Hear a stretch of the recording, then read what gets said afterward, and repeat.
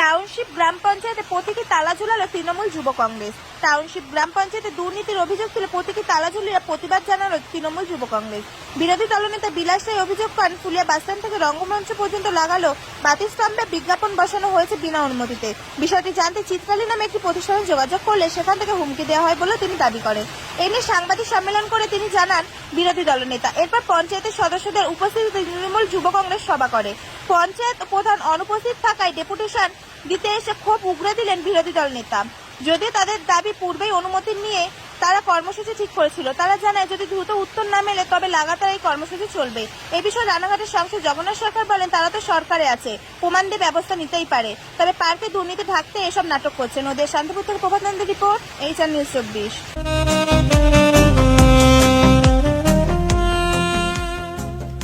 সর্বস্তরের ক্রেতা বন্ধুদের শুভ কামনায় বাবা লোকনাথ বাইক পয়েন্ট। আমাদের এখানে যে কোনো কোম্পানির বাইক ক্রয় এবং বিক্রয় করা হয়। অবশ্যই মনে রাখবেন, ফাইন্যান্সের সুব্যবস্থা আছে।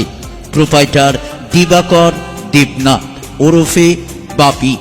Mobile number 9002195367। আমাদের ঠিকানা 12 নম্বর জাতীয় সড়ক, শান্তিপুর বাইপাস, পাওয়ার হাউসের নিকট, শান্তিপুর, নদিয়া।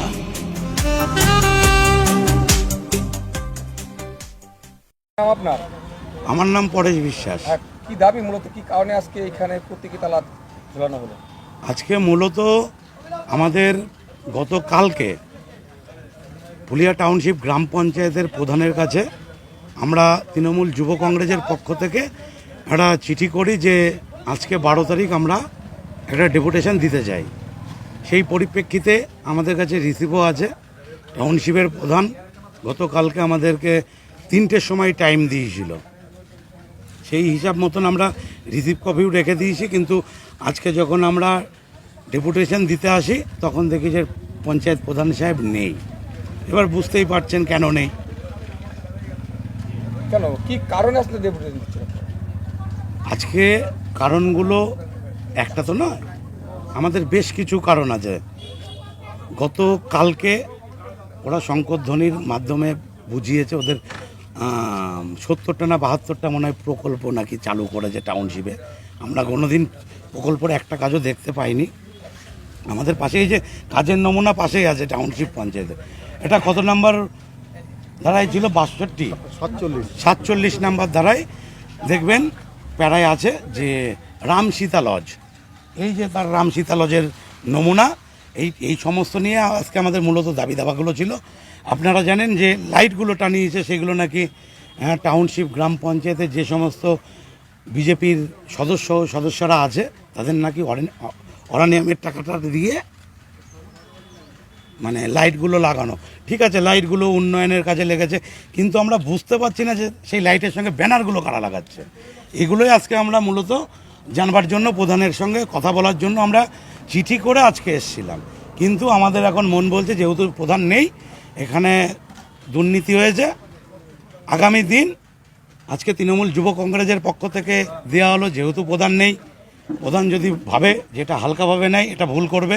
আগামী দিন মাদার তৃণমূল কংগ্রেস আছে, তৃণমূল ছাত্র, আমরা পর এখন হচ্ছে ডেপুটেশন চলবে যতক্ষণ পর্যন্ত আমরা এই দুর্নীতি কাগজগুলো যারা মানে পঞ্চায়েতের প্রধান থেকে শুরু করে এক্সিকিউটিভ যারা আছে, যদি কাগজপত্র যদি সঠিক আমাদের না দেখাতে পারে, আমরা আরও বৃহত্তর আন্দোলনে নামার জন্য প্রস্তুত আছি। আজকে আপনারা দেখছেন যে ছবির ওপরে আজকে তালা মেরে বিক্ষোভটা দেখালাম।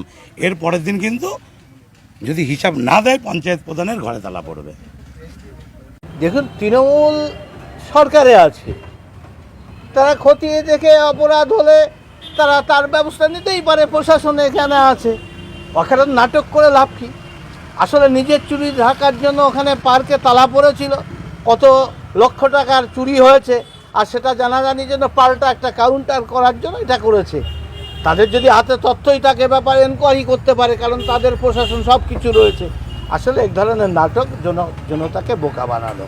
যেহেতু টাউনশিপ একটা ভালো কাজ করেছে, বিভিন্ন ছাত্রছাত্রীদের ব্যাগ দিয়েছে, 2 বছরের একটা প্রোগ্রাম করেছে, এদের সহ্য হয়নি, তাই একটা নতুন নাটক গায়ের জোর। তাদের পুলিশ প্রশাসন না থাকলে পরে ওই তালা মারার সাহস তাদের ছিল না। তৃণমূল আছে কোথায়? তৃণমূল তো শেষ হয়ে গেছে।